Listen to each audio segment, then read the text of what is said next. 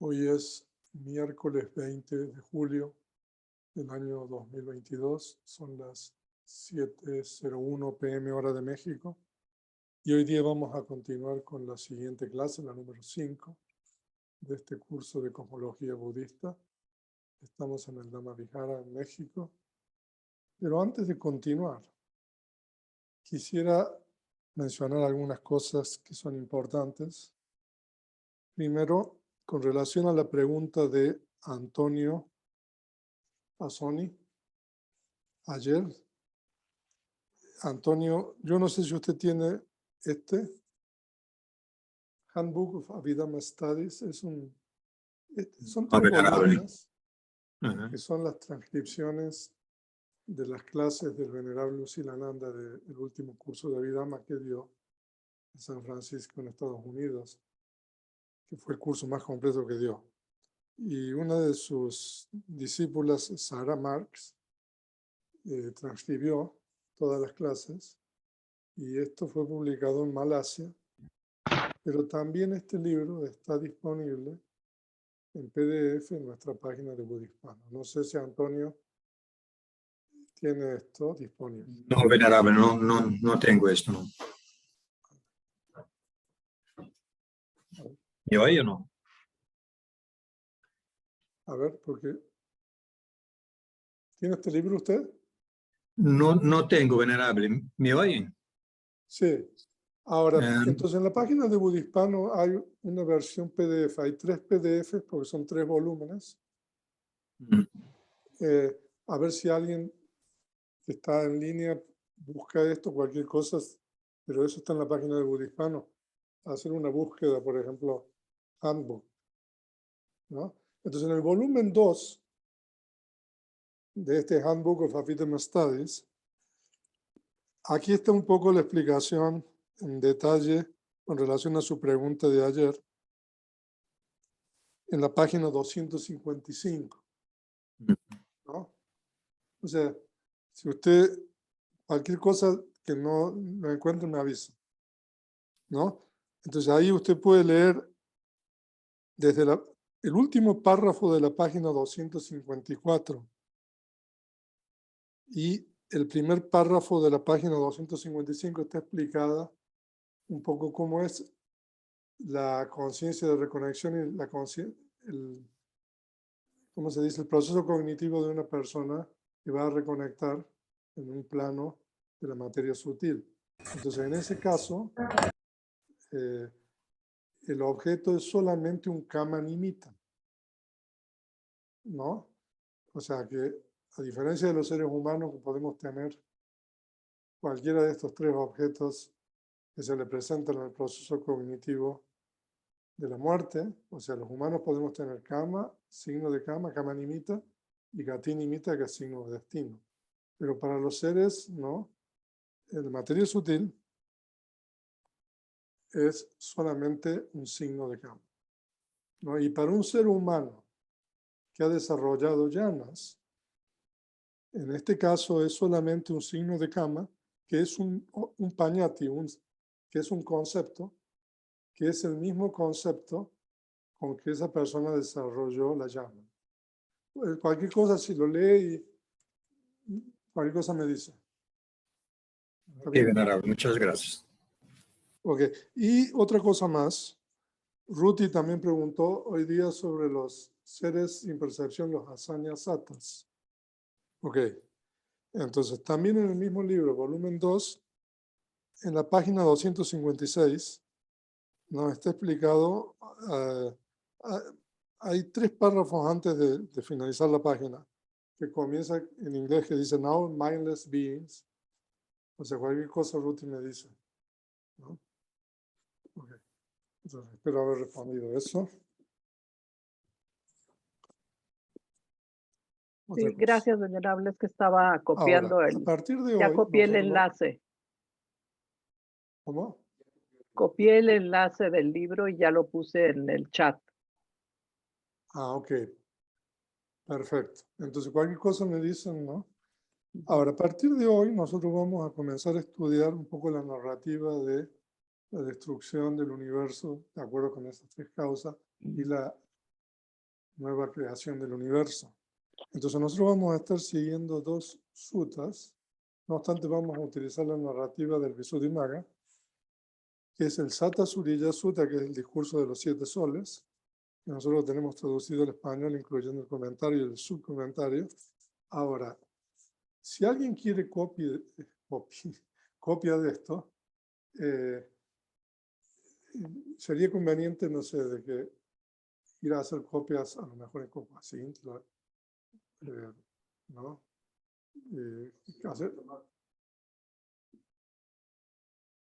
Bueno, pero eso está, si uno lo quiere PDF, uno lo tiene ahí en la carpeta. Digo, si alguien lo quiere tener impreso, ¿no? O sea, es bueno ahorrar papel, ¿no? Pero lo que pasa es que a veces tenerlo escrito es mucho mejor. Y también vamos a utilizar el Aggañña Sutta, que es este sutta del Digha Nikaya sobre el origen del universo. Entonces, yo por supuesto que hice una copia para mí, pero hacer muchas copias ahí no creo que de esa impresora, por eso. Pero si alguien quiere copias, me los diga. Ok. Empezamos.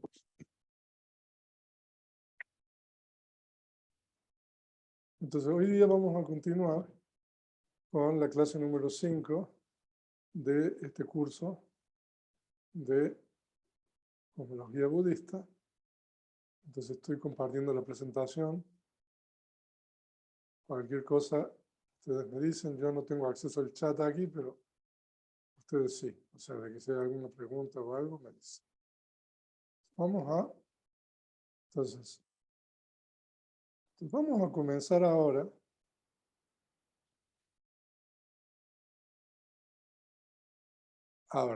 con lo que se llama aviñña en Pali, que son los conocimientos directos. Ahora voy a explicar por qué nosotros tenemos que comenzar con esto. Vamos a leer esta lámina. El desarrollo de la concentración permite alcanzar llanas y conocimientos directos aviñña. No obstante que estos conocimientos directos se tratan en varios lugares de la canasta de los discursos, como por ejemplo en el Samanya Pala Sutta, que es el sutta número 2 del Digha Nikaya. Es en el Visuddhimagga donde se tratan de modo extensivo, porque se dedican 2 capítulos a tratar los conocimientos directos, que es el capítulo 12, aquí tengo la versión del Visuddhimagga en Pali, el capítulo 12, que se llama Idhi Vida Nidesa, que es la exposición de diversos poderes, y el capítulo 13, que es Aviñña Nidesa, que es la exposición de los conocimientos directos. O sea que como ustedes saben, o sea, ustedes han tomado un curso, fue el año pasado creo, ¿no? Sobre los conocimientos de Vipassana y la etapa de purificación, ¿no? Entonces, el Visuddhimagga está dividido en 3 partes. La primera parte trata de Sila, que es la virtud, que son 2 capítulos. La segunda parte es la concentración, y son muchos capítulos, hasta el capítulo 3 incluido. Y después está la parte de sabiduría, que comienza con una parte que es una exposición muy resumida de la Abhidhamma, y después expone toda la cuestión de la práctica de Vipassana, ¿no? Así está organizado. Entonces, el Visuddhimagga termina la parte de la concentración con 2 capítulos, que es el capítulo número 12 y el capítulo número 13, que es el que le estoy mencionando aquí, porque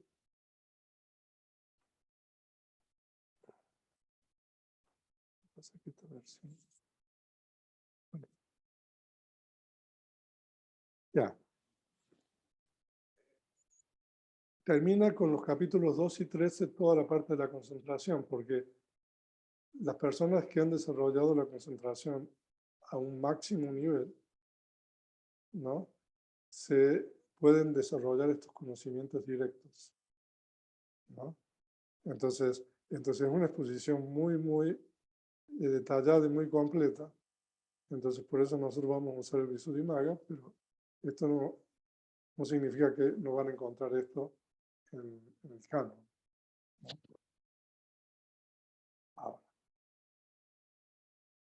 Ahora, a nosotros nos interesa el cuarto de los conocimientos directos.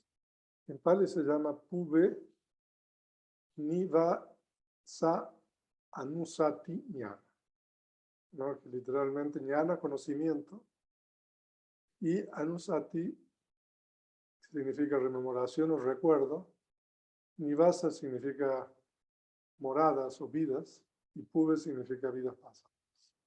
¿No? Entonces, hay 5 conocimientos directos mundanos, o sea, que el cuarto es el que a nosotros nos interesa, que es el conocimiento de la rememoración de vidas pasadas.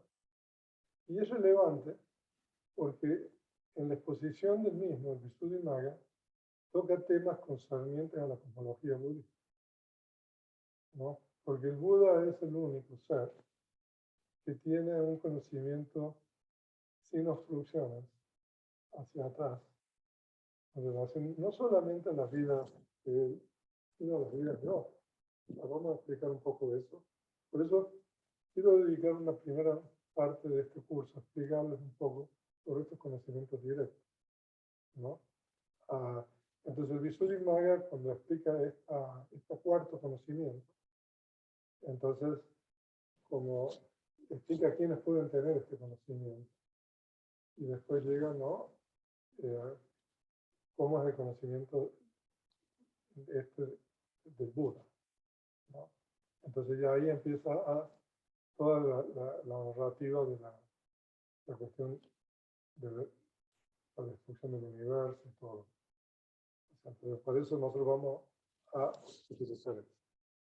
Ahora, quiero leer pasajes del capítulo 13, el comienzo del capítulo 13, en estos pasajes del Visuddhimagga. Entonces vamos a ver la traducción ahí. El bienaventurado, para mostrar los beneficios del desarrollo de la concentración a esos hijos de familia que han logrado la concentración correspondiente a la cuarta llama, y para exponer el Dhamma en un nivel cada vez más excelso. O sea, de que las llanas se pueden exponer en el método del 4 o en el método del 5. Eso lo he explicado muchas veces. Ustedes estudian el compendio, ¿no? Generalmente en el Vediana explica que hay 5 llamas. Y normalmente se ustedes ven los sutras, y aquí Buddhaghosa habla también de acuerdo con el método de los sutras. Se expone de 4 llamas. Entonces hay una tabla por ahí en el compendio de equivalencia, como uno hace la equivalencia entre el método de las 4 y de las 5. Pero de acuerdo con el método de los sutras, la cuarta llama es la más alta, y de acuerdo con el método de la Abhidhamma la quinta, pero en realidad la cuarta del Sutta y la quinta de la Abhidhamma son las mismas. Entonces el Buda, el bienaventurado, expuso 5 conocimientos directos mundanos. O sea, de que esto significa que cualquier persona, o sea, no iluminada, que haya desarrollado llamas, y haya alcanzado maestría en las llamas, puede alcanzar cualquiera de estos. En este caso, por supuesto, de que Buddhaghosa está hablando de los budistas, ¿no? Porque este es un manual para gente, ¿no? Sobre todo para monjes. Entonces, el primero son poderes varios, el Pali es Iti Vida. El 2 es el conocimiento del elemento del oído divino. 3 es el conocimiento de la penetración de la mente de otros.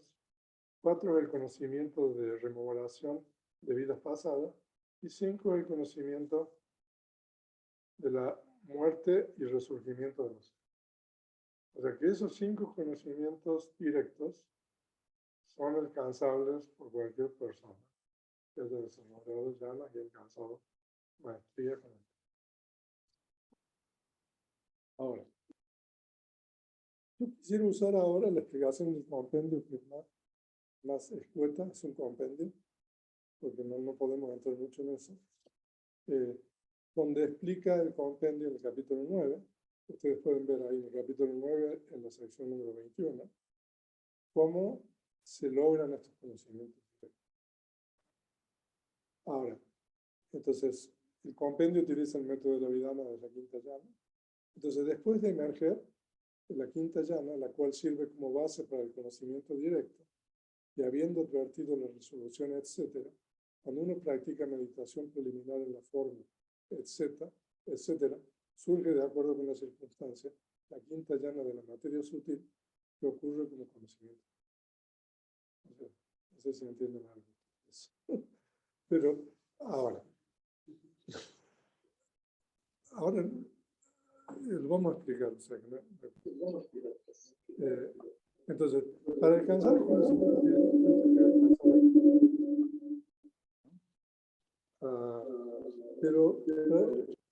pero para poder tener conocimiento directo, solamente es posible para aquellos que han alcanzado las 5 llanas de la materia sutil y las 4 llanas de la esfera. Entonces, para lograr eso, solamente los objetos de meditación que permiten lograr eso son 8 de las 10 casinas que hay para practicar. Entonces, ustedes pueden ver el capítulo. Entonces, una persona va a practicar una de las casinas, y entonces va a desarrollar las llanas, va a alcanzar maestría en las llanas, y después va a alcanzar las llanas inmateriales. ¿No? Entonces, una persona que tiene todo eso, entonces está en condiciones de alcanzar los conocimientos. Pero sigamos leyendo el compendio para explicar un poco más. El compendio menciona los 5, a lo mejor hay una pequeña diferencia con los nombres, son iguales. O sea, en realidad el compendio se basa en el Visuddhimagga. Hay 5 tipos de conocimiento directo: poderes sobrenaturales, oído divino, conocimiento de la mente de los demás, rememoración de vidas pasadas y ojo divino. Ahora, vamos a leer lo que quiere decir cada uno de estos 5, utilizando la explicación del compendio. Entonces, ¿qué son los poderes sobrenaturales? Tales y divina. Los poderes sobrenaturales incluyen la habilidad de tomar distintas formas con el cuerpo, o sea, que uno puede asumir, la forma de otro ser diferente. Eso quiere decir. Aparecer y desaparecer de acuerdo a la voluntad, pasar a través de muros sin impedimentos, sumergirse y emerger de la tierra, caminar en el agua, desplazarse en el aire, tocar y acariciar el sol y la luna, ejercer control del propio cuerpo hasta el mundo de los brahmas, y muchas cosas más. Pero hay historias ahí, o sea, por ejemplo, hay una historia del mapa del monje que no era muy lúcido, Chula Pandaka. O sea, a lo mejor después le cuento la historia. Entonces, son poderes varios, ¿no? Ese es uno. El oído divino es otro, que consiste en la habilidad de escuchar sonidos sutiles y toscos, tanto cercanos como lejos. Es como la radio ahora, o la televisión, o el internet. El conocimiento de la mente de los demás es la habilidad de leer los pensamientos de otros y conocer directamente sobre todo. Y el que a nosotros nos interesa, que es la rememoración de las vidas pasadas, es la habilidad de conocer las vidas pasadas de uno y descubrir los diversos detalles de esas existencias. Y el último es el ojo divino, es la habilidad de clarividencia que permite a uno de elementos celestiales y terrestres, tanto cercanos como lejos. Se incluye en el ojo divino el conocimiento de la muerte y el renacimiento de los seres. Esto es la percepción directa de cómo los seres mueren y renacen de acuerdo con su caso. Porque aquí esos 5 conocimientos directos son alcanzables por cualquier persona, ¿no? Ahí lo más explico. Entonces ahora la pregunta es, ¿cómo se logran estos conocimientos? El término pali es aviña, literalmente, ña significa conocimiento. Y avi significa algo así como superior. O sea que una traducción mejor sería conocimientos superiores. Bueno, en realidad se refiere a la quinta llana de la esfera de la materia sutil, cuarta de acuerdo con el método de los sutras, especialmente desarrollada. Es decir, no se trata de la quinta llana normal, sino de una llana especial que permite recordar las vidas pasadas, ver a los seres morir en una existencia y reconectar en otra, realizar milagros como pasarse por el aire, etc. O sea, de que una persona, la persona que quiere ejercer los conocimientos directos, debe poseer las 9 llanas, es decir, 5 llanas de la esfera de la materia sutil y 4 llanas inmateriales. Esto implica que esta persona previamente debe poseer los 5 tipos de maestría con respecto a las llamas. O sea, advertencia, consecución, resolución, emergencia y revisión. O sea, si ustedes quieren aprender sobre los 5 tipos de maestría, pueden leer en detalle en el capítulo 9, el compendio de sección 21 de la guía. No puedo entrar ahí. Entonces, ahí está. 18. Entonces, cualquier persona que tenga eso, que tenga las 9 llanas y tenga maestría, puede alcanzar los conocimientos. Ahora, aquí nosotros tenemos cómo se logran los conocimientos directos. Pero antes de entrar en eso, hay un pasaje en el Visuddhimagga que dice lo siguiente: que 6 tipos de personas, 6 clases de personas pueden alcanzar conocimientos directos. Yo he incluido un documento ahí en la carpeta de material de referencia con la traducción de este pasaje del Visuddhimagga y también con la traducción del comentario del Theragatha. Ahora les voy a explicar eso. Entonces, número 1. Seguidores de otras religiones. O sea, pueden tener estos conocimientos directos. Número 2. Un discípulo ordinario del Buda. Ahora voy a explicar eso. Número 3. Los grandes discípulos del Buda. Ahora voy a explicar. Los 2 principales discípulos del Buda. Los Pacheka Budas, los Budas individuales y los Budas. O sea que son 6 tipos de personas de acuerdo con el Visuddhimagga. Esto también está en otros comentarios. O sea que son las 6 clases de personas, por supuesto, esas 6 clases de personas, todos tienen que tener las 9 llanas, las 5 de materia sutil, las 4 inmateriales y también tener, saber.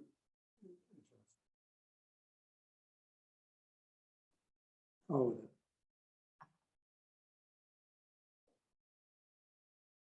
comentario explica que solamente cuando una persona recuerda las vidas pasadas, todos, excepto los Budas, pueden solamente recordar su propia vida pasada. Pero los Budas tienen la capacidad no solamente de recordar la vida pasada de él, sino también la vida pasada de otro. Entonces, por ejemplo, no sé, si uno recuerda una vida pasada y uno está, no sé, en esa vida pasada con su papá y con su mamá, una persona que es un discípulo solamente sabe lo que uno hizo con ellos y todo lo demás, pero no tiene la forma de saber sobre la vida del papá o sobre la vida de mamá o sobre la vida de otra persona. pero los Budas tienen esa habilidad también de recordar eso. Entonces, el comentario explica de que la diferencia, o sea, son 6 clases de personas, seguidores de otras religiones. Entonces, de acuerdo con el Visuddhimagga, ustedes se van a agarrar de cabeza. Seguidores de otras religiones tienen la capacidad de recordar 40 eones hacia atrás. Nada más. Solo Eva, dice el padre.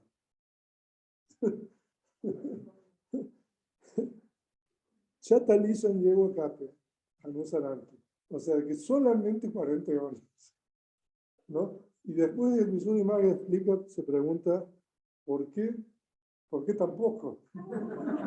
¿No?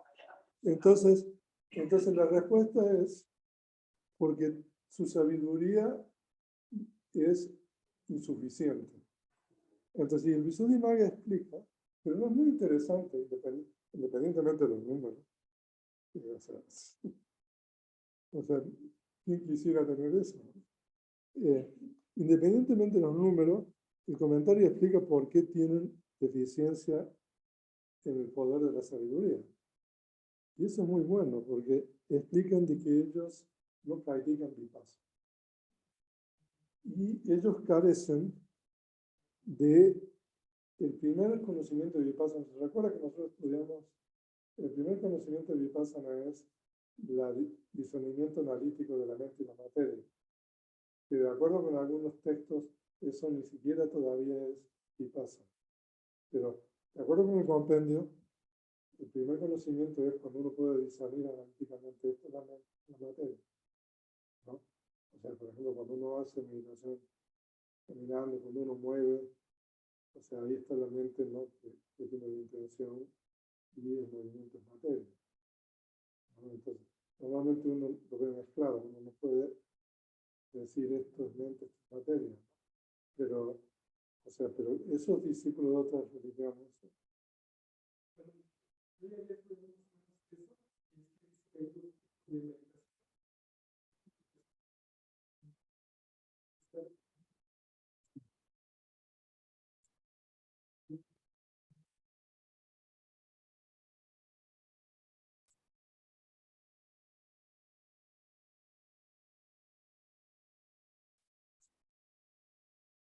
¿dónde leyó eso?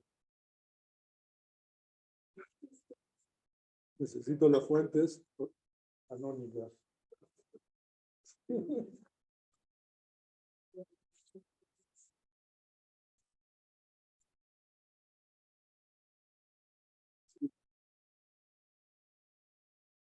No estoy seguro, pero bueno. Entonces, ahora, entonces, porque no han practicado vipassana, no pueden ir más atrás. Eso es un poco la explicación. Pero después están los discípulos ordinarios. Los discípulos ordinarios son seres que han alcanzado los estados de iluminación y seguidores del Buda, ¿no? O sea, los Pakatisa Vaka. Y ellos pueden recordar entre 100 y 1000 eones, solamente. Lleva, dice. Pero ahí ya, como ellos practican vipassana, entonces ya tienen la sabiduría mucho más fortalecida, dice. Y después están los 80 grandes discípulos. Entonces ahí, si ustedes quieren saber quiénes son los 80 grandes discípulos, entonces en ese documento que compartí, entonces traduje ahí el pasaje del comentario del Theragatha. Están los 80 discípulos en orden de antigüedad. Está muy bueno eso. Pero el primero fue Ondani, ¿no? Cuando el Buda enseña el primer y es muy interesante eso, o sea, esto es una digresión, porque normalmente nosotros no sabemos, cuando leemos los discursos, cuándo, en qué época el Buda enseñó ese discurso. Pero ahora que estuve preparando ese material, yo creo que utilizando ese orden de antigüedad de los discípulos, se puede darle un orden cronológico a muchas cosas, porque, por ejemplo, está ese sutta que usted siempre me pide, que es el Chulakama Vivanya, que es posición menor de... Está Todella, que es el hijo de este Brahman, ¿no? Que era muy mezquino y después de su muerte es enfermo. ¿No? Usted sabe. Entonces, Todella después se ordenó y está ahí, digamos, en la lista, no sé qué, como 40 y tantos. Entonces, nosotros podemos, a lo mejor, utilizando esa lista del orden de antigüedad de los 80 discípulos, digamos, darle un orden cronológico. O sea, es una buena aproximación, ¿no? O sea, porque es muy difícil normalmente saber en qué año el Buda enseñó un discurso, salvo, no sé, el último discurso que sabemos, o el primero que es el primero. Pero, entonces es muy interesante esa lista. Y si ustedes quieren ver esos 80 discípulos, en Myanmar, en Kabai, que es el complejo donde se hizo todo el sexto concilio budista, hay un templo que es una cima, que es un lugar para ordenación, donde hay estatuas, por supuesto, seguramente están inventadas los rostros y todo de cada uno, pero ahí tienen los 80 grandes discípulos del Buda. Y entonces, los 80 grandes discípulos del Buda pueden recordar 100.000 leones.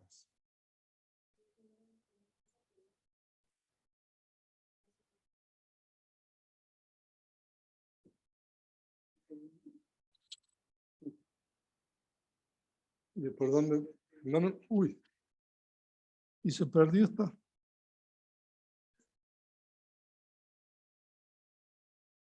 Se puede usar sin. No.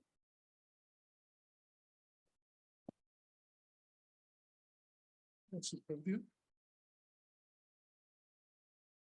¿Qué me pasó una vez? Aquí está. Hay que pegarlo, ¿no? Listo. Entonces, ¿por dónde van? O sea, ¿dónde me quedé?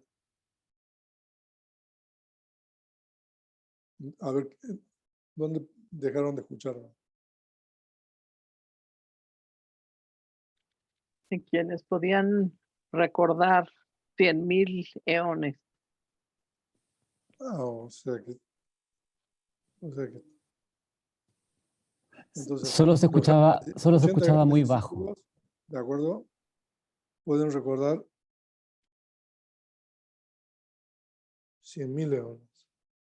Y después están los dos grandes discípulos, ustedes saben quiénes son, Sariputta y Moggallana, que también están en los 80, y ellos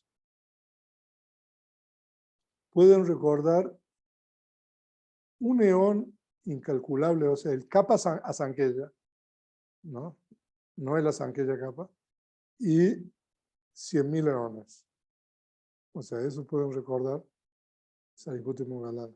Y después están los Pacheka Budas, o sea, que ellos pueden recordar 2 Kappa Asankhya y 100.000 leones, ¿no? Y ahí el Visuddhimagga explica que los grandes discípulos, los 80 grandes discípulos, los 2 discípulos principales, los Pacheka Budas, pueden recordar a partir del momento en que empezaron a cultivar las perfecciones. Esto es muy interesante, ¿no? Y después está el Buda, que dice que no tiene límites. No hay límite en lo que puede recordar. Y es muy interesante esto porque explica cómo pueden recordar las vidas pasadas los seguidores de otras religiones, que normalmente recuerdan, digamos, la sucesión de los momentos, pero no, o sea, de atrás, de ahora para atrás. ¿No? Entonces, en la medida de que vamos avanzando a los discípulos principales, O sea, normalmente todos recuerdan, digamos, porque necesitan un orden y una secuencia. Pero el Buda dice aquí que puede recordar saltando, como quien dice, a cualquier lugar, ¿no? O sea, esto es muy interesante, pero no podemos entrar mucho más en eso. Pero bueno, ahora lo que yo quiero explicar es cómo se hace para alcanzar estos conocimientos. Entonces se necesitan 6 procesos cognitivos de la puerta de la mente, ¿no?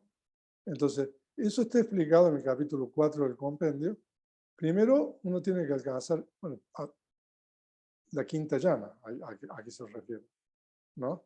De la materia sutil.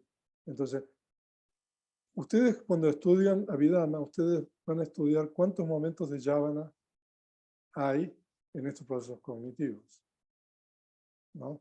Entonces, en estos procesos cognitivos básicos de jhana es solamente un momento de jhana. Entonces, por ejemplo, se entra en la quinta jhana, eso es el primer proceso cognitivo. Y después se emerge de la jhana y se reflexiona en los factores de jhana. La quinta jhana solamente tiene 2 factores. El factor de jhana de la sensación neutral y la unificación de la mente. Y después, ese es el segundo. Y después hay un proceso cognitivo que se llama de resolución, que uno decide qué es lo que quiere hacer, qué tipo de poder quiere tener. Eso se llama Aritanavit. Y después se vuelve a entrar en el proceso básico de jhana, en la quinta jhana, y después se emerge del proceso de la quinta jhana y nuevamente se reflexiona sobre los 2 factores de jhana de la sensación neutral y la unificación, y después se entra en la quinta jhana de nuevo, pero en ese momento esa quinta jhana es especial. Entonces, lo que uno decidió en el número 3 ocurre, ¿no? Entonces, eso es cómo es el procedimiento de los conocimientos directos. O sea, de que cualquiera de esos conocimientos directos de los 5 tipos, el procedimiento es el mismo. Solamente en el número 3 uno cambia la resolución que uno hace. Entonces, si uno quiere recordar la vida pasada, en el 3, si uno quiere, no sé, ¿cómo? Desplazarse por el aire. No, uno a la vez, ¿no? Sí, o sea. Ok. Entonces, ahí está un poco la explicación, ¿no?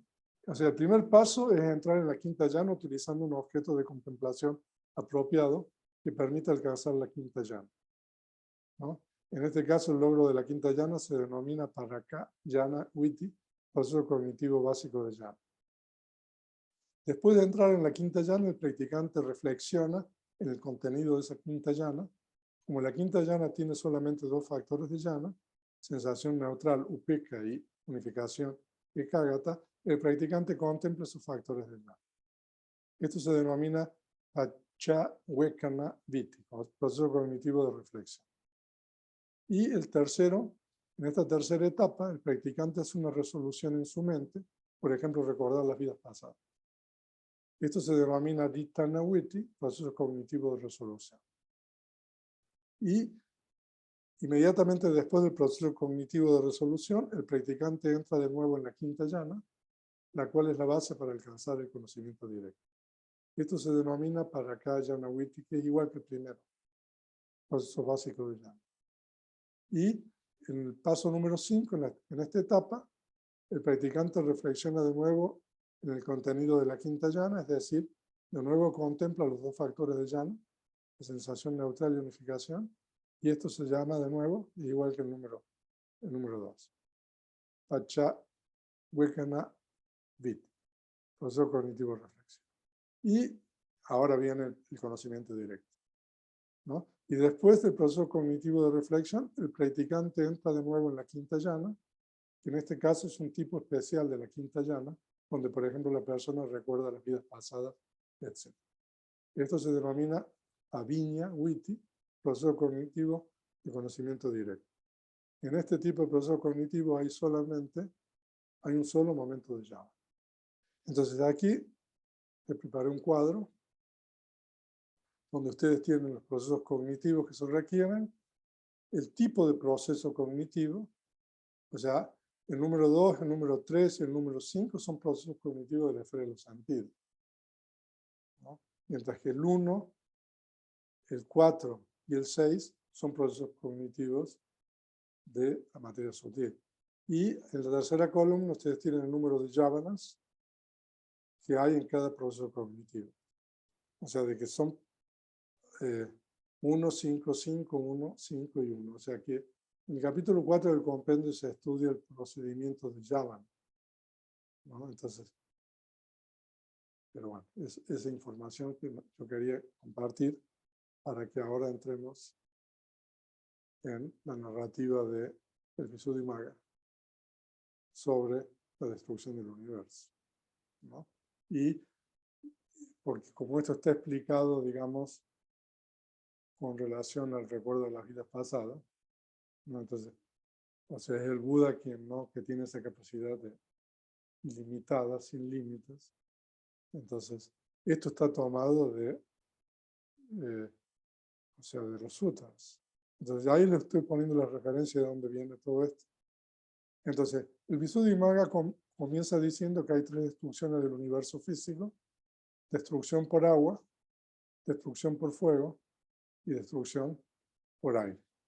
O sea que el orden los pone diferente, porque sí, pero Apa es agua, Tejo es fuego y Vayo es aire. Y hay 3 límites de destrucción del universo, que eso lo mencionamos ayer, ¿no? Que son el brillo radiante, que es el plano Avasara, el aura constante es Subhakimpa, y la gran recompensa es Hapala. Eso lo mencionamos.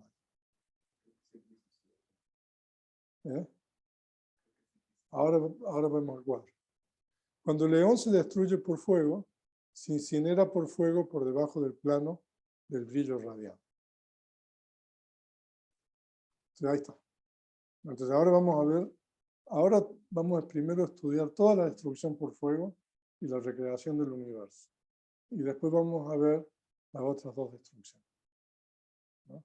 Entonces ahí ustedes tienen todos los planos, desde el número 1 hasta el número 16, desaparece. Ahora, cuando el león, o sea, interesante, cuando el león se destruye por agua, porque claro, el león se está refiriendo al periodo de vida, ¿no? Entonces, cuando el león se destruye por agua, sucumbe por agua por debajo del plano del aura constante. Ahí está, ¿no? O sea, de que es del 1 al 19, ¿no? El otro es del 1 hasta el 16. Y cuando el león se destruye por aire, se desintegra por aire por debajo del plano de la gran recompensa. Entonces, del 1 al 20. ¿No? Ahí están los 3. Ahora, aquí vamos a introducir muchos conceptos nuevos aquí. Lo que se llama los campos de Buda, ¿no? Buda Kita, ¿no? Pero en detalle, siempre, en cualquiera de estos 3 tipos de destrucción, un campo de Buda perece. Ahora vamos a ver qué son los campos de Buda. Se dice que el campo de Buda es de 3 tipos. El campo de nacimiento, ahí ustedes tienen Yati Keta. El campo de autoridad, Ana Keta. Y el campo de alcance, Visaya Keta. Entonces ahora voy a explicar qué es cada uno de estos tres campos. En realidad, cuando se destruye el universo, se destruyen todos los campos. Pero vamos a seguir la narrativa de aquí. ¿Qué es el campo de nacimiento? El campo de nacimiento está delimitado por 10.000 universos solamente, que temblaron cuando el Tathagata reconectó, etc. O sea, se dice de que cuando se habla el momento de reconexión, ¿no?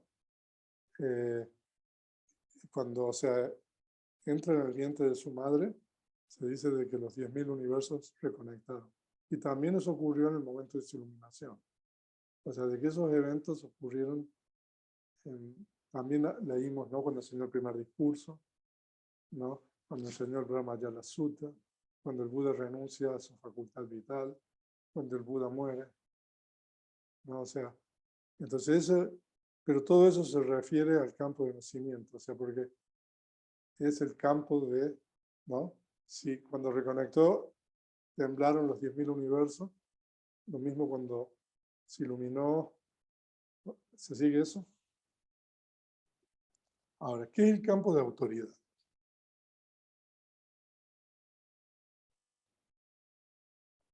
Ahora, el campo de autoridad es muchísimo mayor que el campo del campo de nacimiento, que está delimitado por 10.100.000, que es esa cantidad que está ahí, ¿no? De universos, en donde se ejerce el poder de estas salvaguardas. El Ratana Sutta, el Skanda Parita, el Dayaga Parita, el Atanatilla Parita y el Mora Parita. O sea que esos son cánticos que nosotros hacemos normalmente. O sea, el Ratana Sutta, por ejemplo, es un cántico y cada una de esos son para propósitos específicos. Entonces se dice de que todas estas son sutas o paritas son discursos de protección. ¿No? Por ejemplo, el Dayaga Sutta es para si uno tiene miedo, por ejemplo. Entonces uno hace ese. O sea, normalmente cuando uno va a un lugar aislado y los bhikkhus van a meditar, ¿no? Entonces uno recita el Dayaga Parita, tener protección contra el miedo y el terror y todo eso. Entonces se dice que esos suttas a uno lo protegen todo eso. Habría que probar. Y el campo de alcance es infinito e ilimitado. Como fue dicho, o tanto como lo desee, esto significa que cualquier cosa que desee, el Tathagata lo compra. O sea que se refiere a la omnisciencia del mundo. O sea que esos son los tres campos, ¿no? El campo de nacimiento, el campo de autoridad y el campo de alcance. Entonces, así entre los tres campos de Buda, el campo de autoridad se destruye. O sea, cuando se destruye el universo, se destruye el campo de autoridad del mundo. Sí. Pero cuando el campo de autoridad se destruye, o sea, pues imagínense, el campo de autoridad son 100.000, 10 millones, o sea, y el campo del nacimiento son solamente, ¿cuánto era? Son 100 millones, o 10.000, ¿cuánto era? No, la memoria que tengo. 10.000, ¿no? O sea, que esos 10.000 están comprendidos en los, ¿no? Entonces, por eso cuando se destruye uno, se destruyen los otros. Y el campo de alcance del Buda ya no está cuando se destruye el universo. O sea que el campo de autoridad ya se ha ido mucho tiempo antes, ¿no? Pero después que muere el Buda, ¿no? Todavía está el campo de autoridad de los paritas y todo eso. Entonces, por eso se dice de que cuando se destruye el universo, se destruyen los campos, y cuando se recrea el universo, se vuelven a recrear automáticamente. Entonces, así se debe entender la destrucción y constitución de este universo. Ahora, entonces ahora va a empezar a narrar cómo se destruye por fuego, ¿no? Y esta narrativa está basada en el Sata Surya Sutta, que es el discurso de los 7 soles. Y es muy interesante, para mí cuando preparé las clases, lo fidedigno que es Buddhaghosa con relación al material canónico. Que en realidad se está tomando de los suttas, está diciendo. O sea que toda esta narrativa, incluso cuando habla de la Gaña Sutta y todo eso.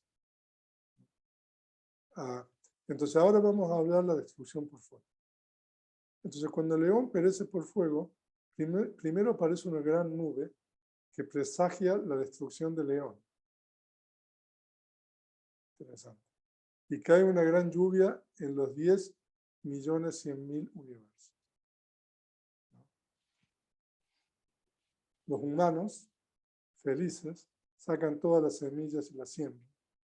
Pero cuando las plantas han crecido a una altura suficiente para que el ganado paste, aunque truena como el rebuzno de asnos, no llueve ni siquiera una gota. Entonces, este es el fin de la lluvia. O sea, de que ¿cómo es el rebuzno de asnos? ¿Usted sabe? ¿Alguien?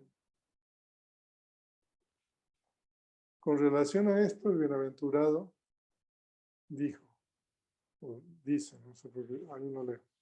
Bhikkhus, hay una época después de un periodo largo de tiempo, como ocurre en ocasiones, en la que no llueve por muchos años, por muchos cientos de años, por muchos miles de años, muchos cientos de miles de años. Esos seres que viven de la lluvia, después de morir, renacen en el mundo de Brahma, y también esos devas que viven de las flores y frutas. Se refiere a devas terrestres.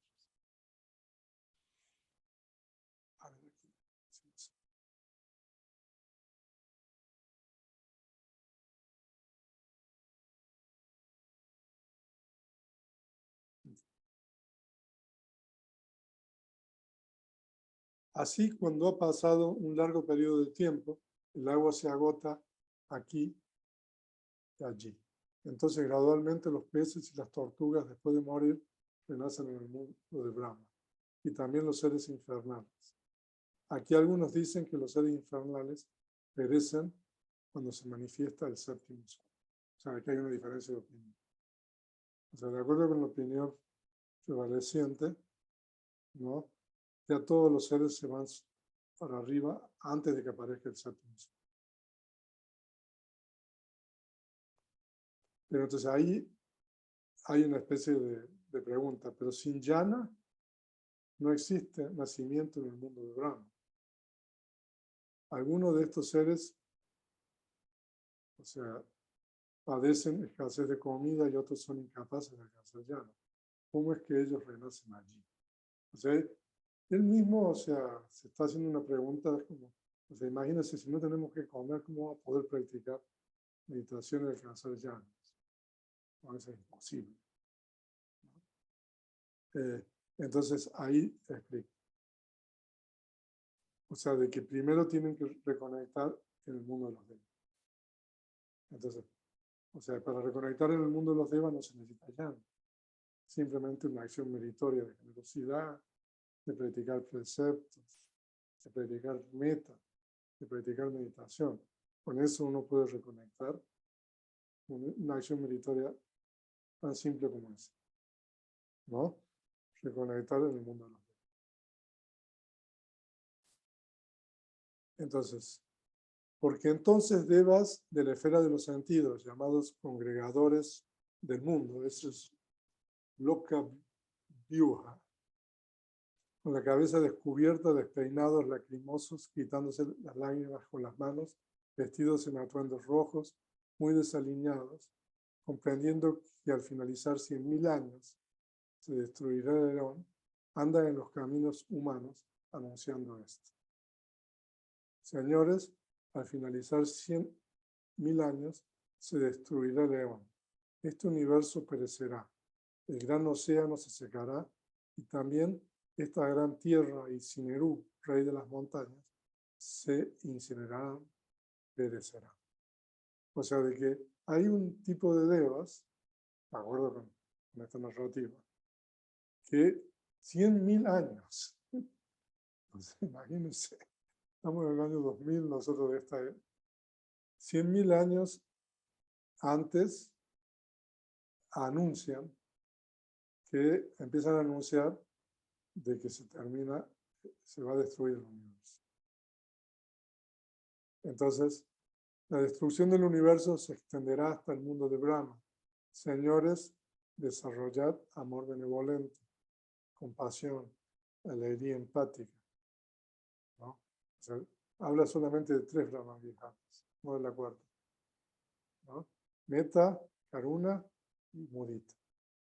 Señores, desarrollad ecuanimidad. Ahí está, la cuarta. Cuidad a la madre, cuidad al padre, respetad a los mayores de familia. O sea, de que esas son virtudes en el budismo también, ¿no? Cuidar a la madre, cuidar al padre, a los mayores. Entonces, después de escuchar esta exhortación de estos devas congregadores del mundo, humanos y devas terrestres, impregnados con sentido de urgencia, sus mentes se vuelven suaves hacia los unos y los otros, realizan méritos como amor benevolente, etc., y renacen en el mundo de la fe. O sea, de que, como hay tanto tiempo, o sea, 100.000 años, o sea, da para que hasta los más malos se hagan buenos. ¿Eh? Va volando, como dice Oscar. ¿No? Generalmente, entonces, ese es el poder del sentido de urgencia. Darte Claro, como una se energía. realiza eso. Empiezan a anunciar, imagínense, tanto tiempo antes. O sea, entonces, eventualmente, ahora seguimos, después sigo diciendo. Entonces, aquí, después de comer comida celestial, realizan la tarea preliminar con la casina aire. ¿No? Porque esa es una casina que se practica en el mundo de los devas y obtienen ya. Pero otros renacen en el mundo de los devas debido a un karma indefinidamente efectivo. Por ejemplo, los seres en los planos del sufrimiento, ¿no?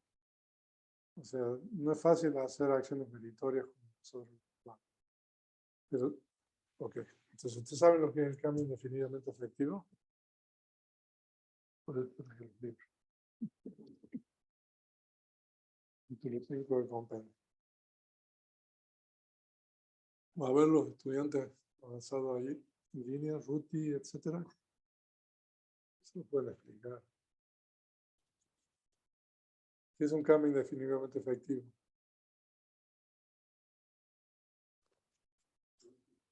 Tan mudito.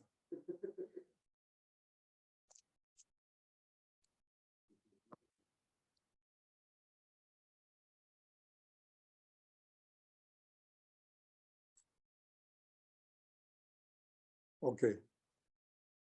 Entonces, en el compendio de la Abhidhamma, en el capítulo 5, la sección número 20, porque hay distintas clasificaciones del karma.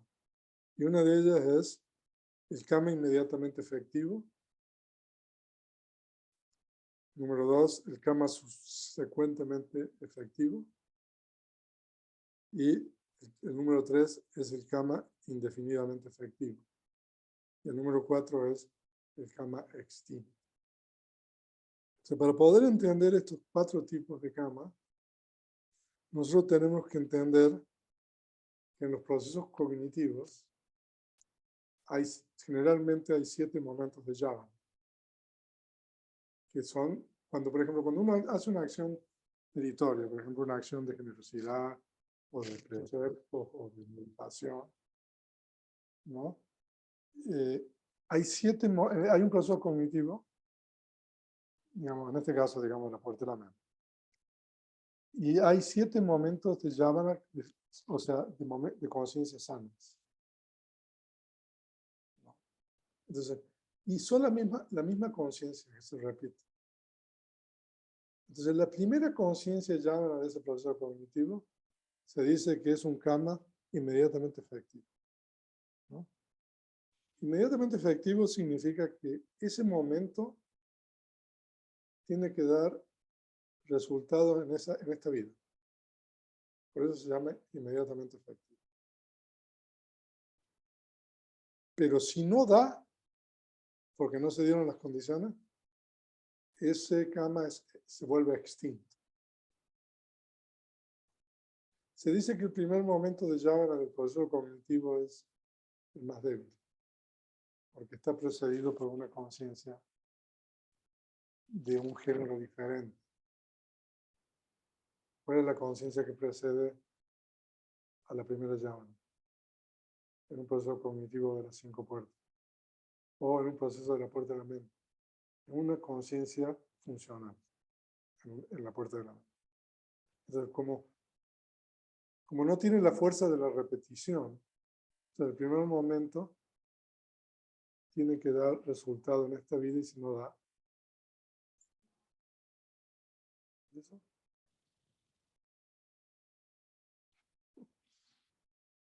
Ok. El último momento de ese proceso de Yavana está seguido por una conciencia resultante, ¿no? Es el segundo momento más débil. Entonces, ese momento es lo que se llama un karma subsecuentemente, que va a dar resultado en la próxima vida. Pero si no tiene la oportunidad de dar resultado en la próxima vida, es extinto, ¿no? Pero los 5 momentos intermedios entre esos 7 momentos de Yavana se llaman precisamente Apara, Pariya, Vedaniya. Es el nombre en pali. Ustedes lo pueden encontrar también. Y eso significa que es un karma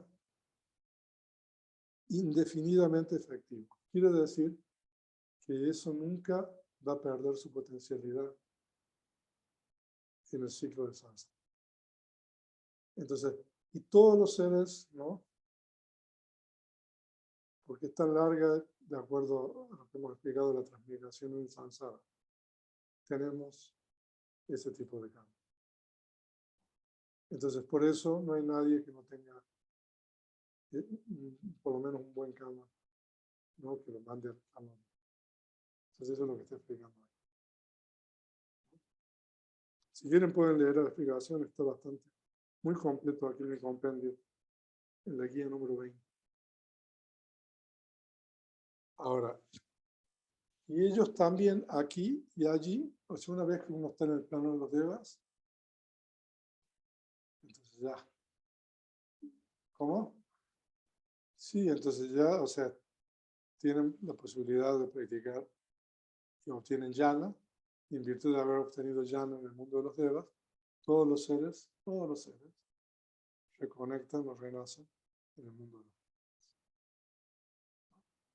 Entonces, como esta serie, ¿no? Continuará. Mañana continúa. O sea que uno lo deja un poco ahí, entonces para la próxima sesión, que va a ser mañana. Porque si no, se llama 50 láminas. Ya va más de una hora. Entonces mañana continuamos con el segundo, el tercero, cuarto, quinto, sexto y séptimo son, ¿no? Y cómo se destruye el universo y cómo se reconstituye y todo eso. Entonces, si ustedes quieren, eso en realidad, lo de los soles está compartido, o sea que pueden leerlo ahí en la tarjeta de material. Entonces, bueno, hasta aquí llegamos hoy. No sé si hay preguntas.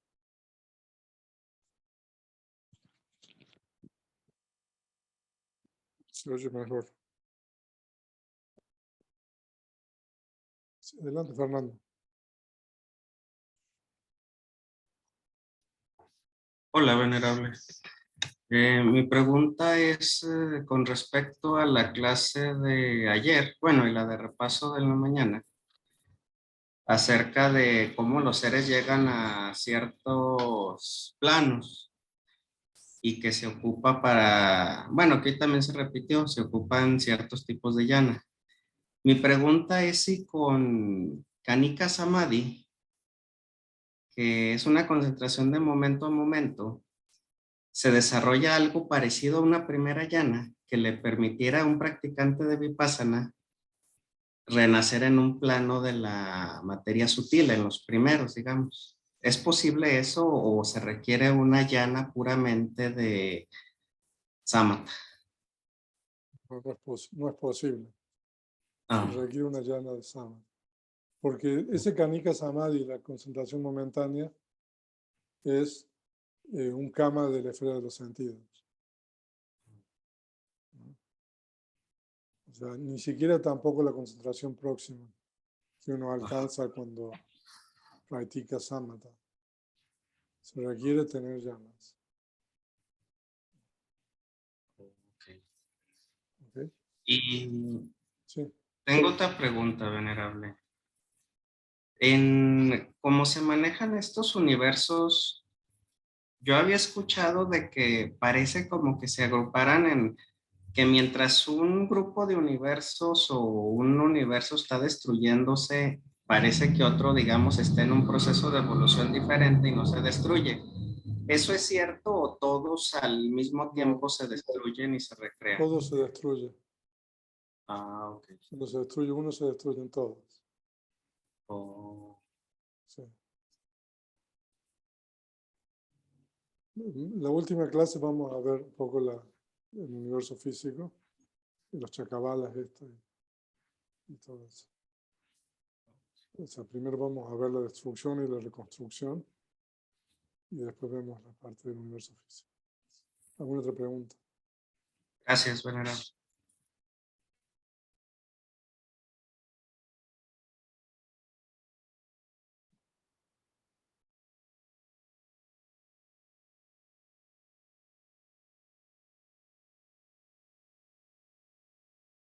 A ver.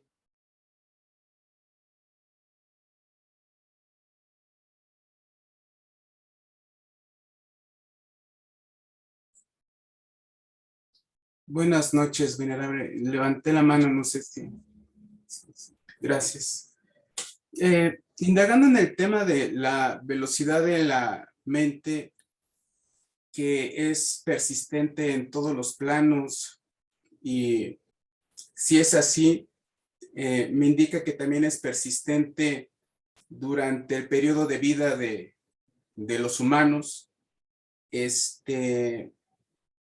La base material de los sentidos es indispensable para poder desarrollar concentración o poder avanzar en la práctica.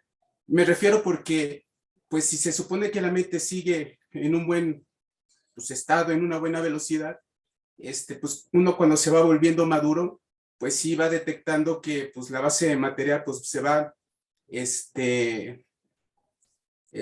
en decremento, ¿no? Entonces, pareciera que uno pues tiene menos facultades, pero en realidad la mente sigue siendo la misma. Pero entonces quiere decir que la base material también es muy, muy importante para poder desarrollar. ¿Es correcto, venerable? Sí, claro que es correcto eso. Porque, por ejemplo, incluso en el capítulo 4 se habla de, por ejemplo, los momentos de Yavana. Los momentos de Yavana en los procesos cognitivos, ¿no? Y, por ejemplo, cuando una persona está por morir, ¿no? Las bases materiales son tan débiles que, por ejemplo, el proceso cognitivo de la muerte solamente tiene 5 momentos de Yavana, ¿no? O sea que lo que varía, yo creo que son, digamos, por ejemplo, eso. La conciencia siempre tiene la misma velocidad, ¿no?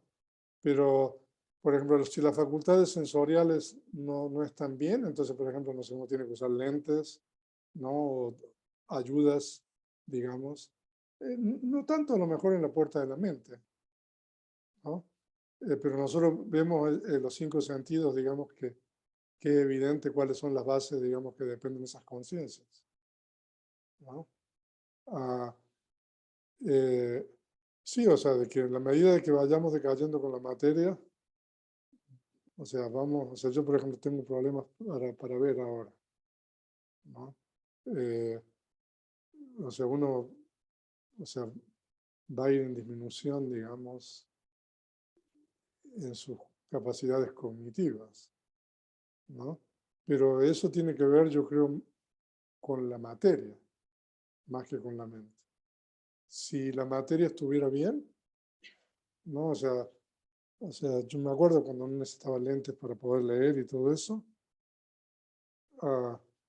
pero más que todo es un problema de la materia. Incluso la muerte es, no hablemos de los karmas destructivos ni todo eso, pero la muerte es un poco eso, ¿no? La incapacidad de la materia de darle soporte a la mente, entonces, y por eso ocurre la muerte, ¿no? Digo, también en los karmas destructivos ocurre eso, pero lo digo para ponerlo un poco más tranquilo. Digamos, cuando las propiedades materiales, que son bases de los 5 sentidos y la mente, ya no tienen la habilidad de dar soporte a esas conciencias, es por eso que ocurre la muerte, ¿no? Y en la medida que uno se va haciendo más grande y va envejeciendo, o sea, eso se va deteriorando cada vez más, ¿no? Hasta que ya la materia o esas propiedades materiales que son las bases ya no pueden ser soporte de las conciencias. En realidad, desde el punto de vista de la vida, la muerte es eso, ¿no? Así que, sí, o sea, la materia en estos planos, o sea, a uno le va poniendo cada vez más limitación. Y cuando uno tiene limitaciones, no sé, en el tiempo que uno puede leer y todo eso, también, o sea, la mente no puede a lo mejor procesar todo eso de la misma manera que cuando uno puede leer. O sea que sí. Pero la velocidad de la conciencia es siempre igual, ¿no? O sea, lo que pasa es que la conciencia es inmaterial, ¿no? No sé si... Y una segunda pregunta, venerable. Digamos, pongamos como ejemplo una persona promedio que en medida de lo posible hizo lo correcto, rigiéndose en los 5 preceptos, pues llega el momento, tiene la oportunidad de observar su proceso de muerte, pero tiene apego con los seres queridos, ¿no? Ya piensa en la esposa, el esposo, el hijo, el familiar. ¿Esa persona a qué plano va a ir, no? ¿Qué posibilidades tiene? Evidentemente no va a desarrollar porque pues tiene un apego, ¿no? Porque en ese momento piensa en los seres o en el ser que más apego tiene en la existencia. ¿Y qué pasa con él? ¿Dónde reconectaría, venerable? Pero, ok, pero sí, o sea, pero eso depende del último momento y el proceso cognitivo que tienen esos objetos del karma, el signo de karma o signo de destino, ¿no? O sea, ¿quién no tiene apego, ¿no? En una familia y todo eso? Pero en el último momento va a surgir ese objeto por el poder del karma y entonces eso va a ser un poco la determinación, lo que determina la reconexión siguiente, ¿no? Pero todas las acciones meritorias que uno ha hecho durante toda la existencia, no obstante que uno dice, uy, pero bueno, y esta persona hizo tantas acciones meritorias y ahora, ¿no? O sea, fue un mal destino. Pero por eso ese karma indefinidamente efectivo, ¿no? O sea, que nos veremos al final de León, ahí, o sea, y con el karma indefinidamente efectivo iremos a los planos de los devas y cultivaremos llanas y iremos al plano de los brahmas, pero seguiremos siempre dando vuelta en el samsara O sea, por eso en el Sata Surya Sutta, no sé si alguien leyó el Sata Surya Sutta. ¿Nadie lo leyó?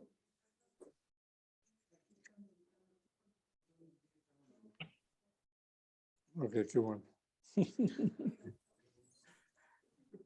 O sea, en realidad el Buda enseña este discurso, ¿no?, que nosotros estamos usando para hablar de cosmología, para hablar sobre la cuestión de la impermanencia de la materia, en este caso, el universo. Y al final del sutta, ¿no?, en la parte media,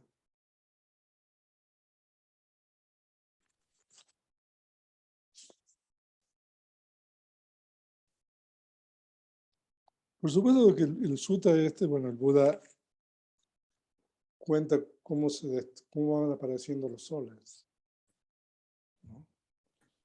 Y finalmente, o sea, explota todo, ¿no? Y después el Buda le dice a los bhikkhus, aquí hay un pasaje que es realmente muy interesante, o sea, porque realmente, o sea, esto es muy difícil de creer, ¿no? Toda esta narrativa. Entonces el Buda le dice, después de contarle, ¿no?, cómo se destruye el universo, el Buda dice, aquí bhikkhus, ¿quién, aparte de esos que han visto el sendero, pueden comprender o creer que esta tierra y Sineru, rey de las montañas, se quemarán, se destruirán, desaparecerán? O sea, porque realmente, o sea. Entonces, después el Buda cuenta la historia de un maestro que se llamaba Suneta, que fue un fundador de una orden religiosa, Bhikkhus.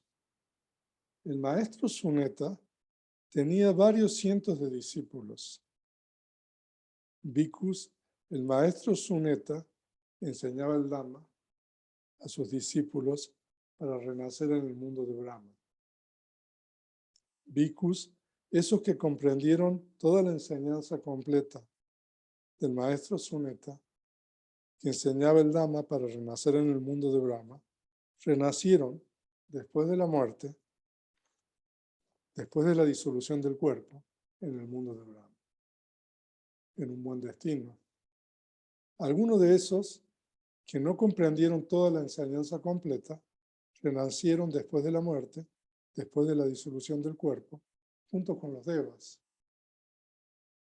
O sea, que ejercen control sobre las creaciones de otros, o sea, que es el plano más alto de los devas.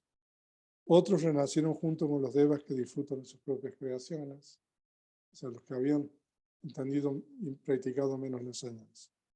Otros renacieron junto con los devas de Tusita, otros renacieron junto con los devas de Yama, otros renacieron junto con los devas de Tabatinsa, otros renacieron junto con los devas del reino de los cuatro reyes, otros renacieron en la compañía de nobles afluentes como humanos, otros renacieron en compañía de brahmanes afluentes, otros renacieron en compañía de propietarios afluentes.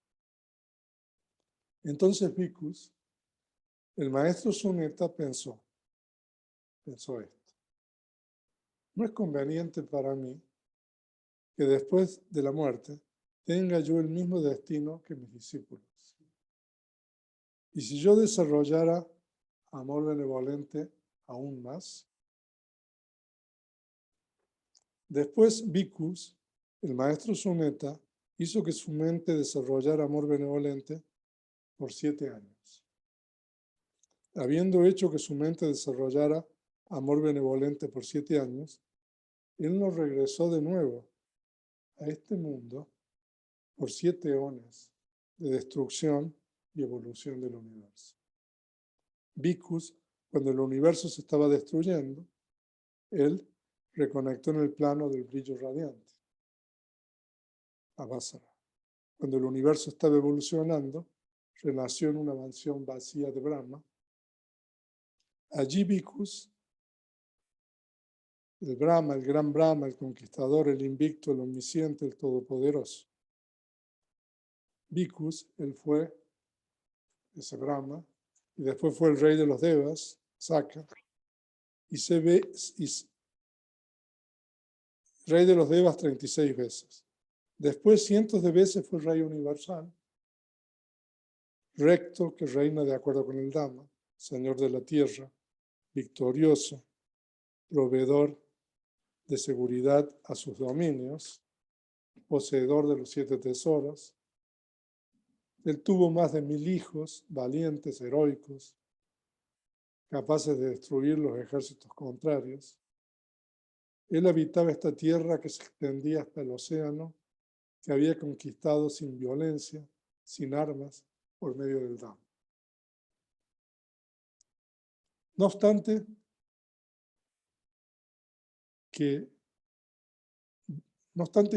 Bhikkhus, este maestro Suneta, teniendo tan larga vida y permaneciendo por mucho tiempo, no se había liberado del sufrimiento. No se había liberado del nacimiento, de la vejez, de la muerte, de los pesares, de los lamentos, de los sufrimientos, de los dolores y la desesperanza. Yo digo, no se había liberado del sufrimiento. ¿Por qué razón? Por no haber comprendido, por no haber realizado 4 cosas. ¿Cuáles 4?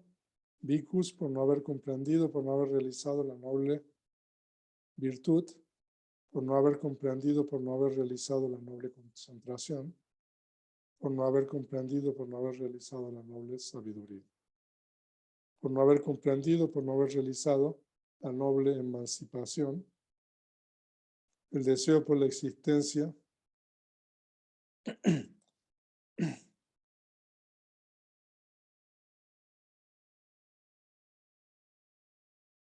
o sea, de que lo que está diciendo el Buda es de que este maestro tan exitoso, digamos, ¿no?, que practicaba las llanas y todo lo demás,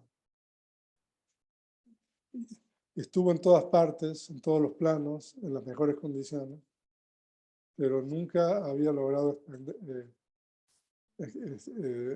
liberarse del sufrimiento, ¿no? Entonces, por eso el Buda le enseña a los bhikkhus precisamente esto, ¿no?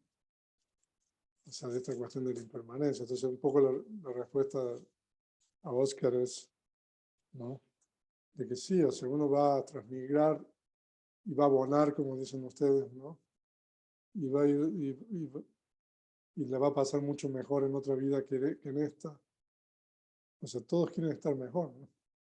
Pero en realidad un poco el propósito es trascender, digamos, todo este ciclo de samsara. O sea, en realidad este discurso de los 7 soles, el Buda lo enseña con ese propósito. Y por eso nosotros sabemos de la cosmología y por eso los comentarios nos cuentan eso. Pero bueno, no hay más preguntas. Sí. ¿Quién dice? Que es difícil de creer todo esto de la cosmología. Es Pero difícil es creer difícil esto de que creer el universo van a aparecer 7 soles, Bueno, ¿no? Y que el universo se va a destruir. Por eso el Buda dice, ¿quién va a creer esto? Aparte de los que han entrado en los senderos. me gustaría decir algo que escuché en una conferencia, bueno, en una clase que dio, que dice que cuando el Buda explica la realidad convencional, tiene como referencia la realidad última, y es por eso que en su palabra no hay falsedad. Exactamente. O sea, que eso es otra cosa bien importante, ¿no? Porque cuando uno habla con conceptos, o sea, eso se puede prestar, ¿no?, muy fácilmente a distorsiones o malos entendidos y todo eso. Pero bueno, o sea, muy bien. Vamos a compartir méritos.